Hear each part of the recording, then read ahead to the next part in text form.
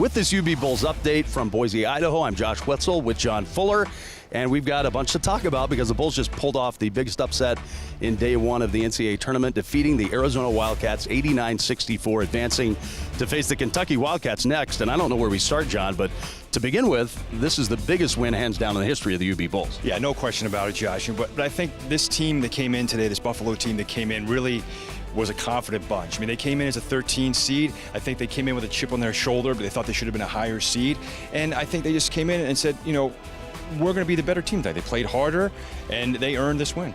And there were a lot of lead changes in the first half, but the Bulls still led most of the way. They were up by 2 at halftime, 40-38, and then just took off in the second half. They said they were going to shoot a lot of threes, which they did. They made half of them, 15 out of 30 from downtown. They were 15 out of 30, but they were all good looks. I mean, Arizona really let them take three-point shots, and they were all good, clean looks. There wasn't a whole lot of their offense. I think what happened was they started to make their threes, and that actually opened up an opportunity for them to get to the basket. Wes Clark got to the basket, Jeremy Harris got to the basket, and I really think that that's what opened up this offense. Wes Clark, the MAC tournament MVP in Cleveland, scored 25 points, had 7 assists. Jeremy Harris picked up where he left off with 23 points. They were the two best players in the game, and a game that featured on the Arizona side certainly some guys who are going to play in the NBA. Yeah, DeAndre Ayton, everybody coming to this game thought that he's going to be the #1 pick in the NBA draft. But I think Jeremy Harris took the ball at him numerous times, whether it be step back jumpers or driving right past him and getting to the basket and scoring.